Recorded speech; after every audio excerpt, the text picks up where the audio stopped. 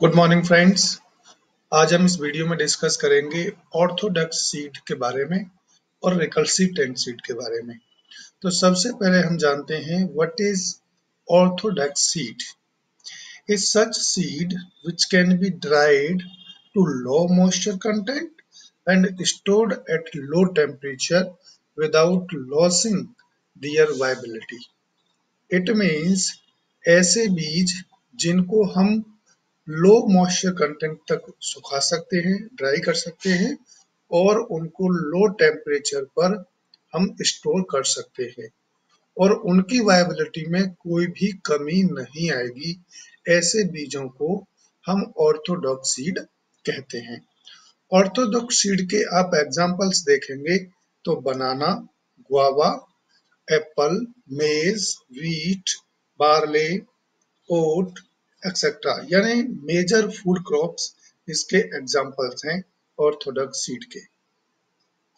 Major जो भी food crops हैं या तो सीरियल्स क्रॉप हो या ऑयल सीड क्रॉप्स हो या पल्स क्रॉप्स हो, ये सभी ऑर्थोडॉक्स सीड की कैटेगरी में आते हैं। इसके विपरीत दूसरी कैटेगरी है रिकल्सिटेंट सीड्स, जिनको हम अड़ियल सीड के नाम से भी जानते हैं। What is recalcitrant seed?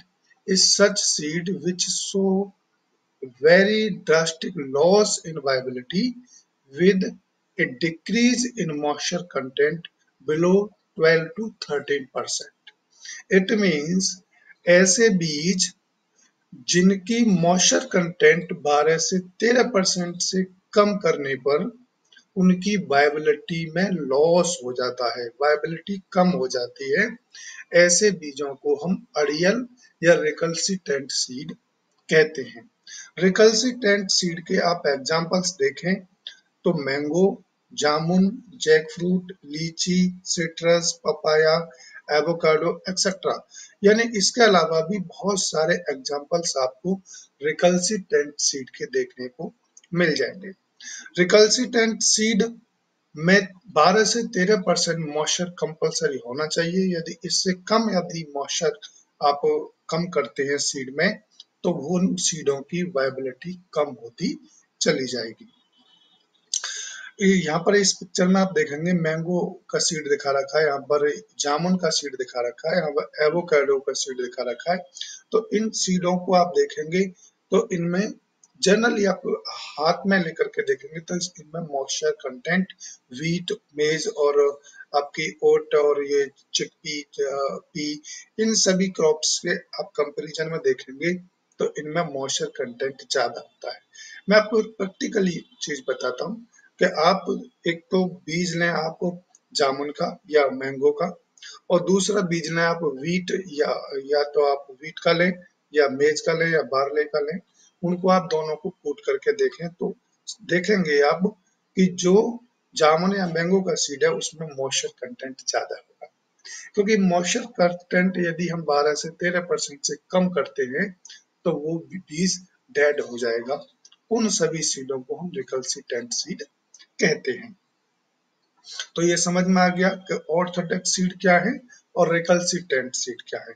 यानी ऑर्थोडॉक्स सीड वे सीड हैं जिनको हम लो टेम्परेचर पर रख सकते हैं और लो मॉइस्चर कंटेंट उनकी कर सकते हैं, लेकिन उनकी वायबिलिटी में कोई भी कमी नहीं आएगी। इसके अपोजिट में रिकल्सिटेंट सीड वे हैं जिनकी 12 से 13% मॉइस्चर कम करने पर, यानी 12 से 13% से हम मॉइस्चर कम करेंगे तो उनकी वायबिलिटी घट जाएगी। ऐसे बीजों को हम रिकल्सिटेंट सीड कहते हैं।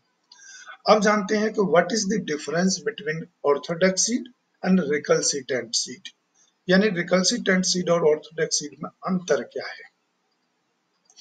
तो सबसे पहले हम देखेंगे कि रिकल्सिटेंट सीड को हम 6 से 10% तक उनकी मॉइस्चर कम कर सकते हैं। ये डिपेंड करता है उनकी स्पेसीज पर, यानी कौन सी स्पेसीज है, व्हीट है, बार्ले है, ओट है या फिर आपकी पल्सेस क्रॉप में या ऑयल सीड क्रॉप्स हैं। तो जो ऑर्थोडॉक्स सीड होंगे उनको हम 8 से 10% मॉइस्चर तक ड्राई कर सकते हैं। रिकल्सिटेंट सीड को हम 12 से 13% मॉइस्चर से कम नहीं कर सकते। उनकी उनकी मॉइस्चर कंटेंट 12 से 13% मेंटेन रहेगी। उससे कम करेंगे तो उनकी वायबिलिटी कम हो जाएगी। ऑर्थोडॉक्स सीड का दूसरा अंतर देखें हम तो no decline in germination if dried. यदि आप उनको ड्राई करते हैं तो उनकी जर्मिनेशन में कोई भी फर्क नहीं पड़ेगा, लेकिन decline in germination if dried below this temperature, यानी 12 से 13% मॉइस्चर से यदि आप कम करते हैं तो उनकी जर्मिनेशन में कमी आ जाएगी रिकल्सिटेंट सीड में। तीसरा अंतर है कि tolerant to desiccation, moisture and low temperature 0 to 5%, यानी ऑर्थोडॉक्स टॉलरेंट होते हैं डेसिकेशन के लिए और लो टेम्परेचर के लिए। यदि आप 5 से 7% तक मॉइस्चर ले आएंगे तो भी उनमें कोई भी कमी नहीं आएगी वायबिलिटी में, और उनको इजीली 0 से 5 डिग्री सेल्सियस पे आप उनको स्टोरेज कर सकते हैं।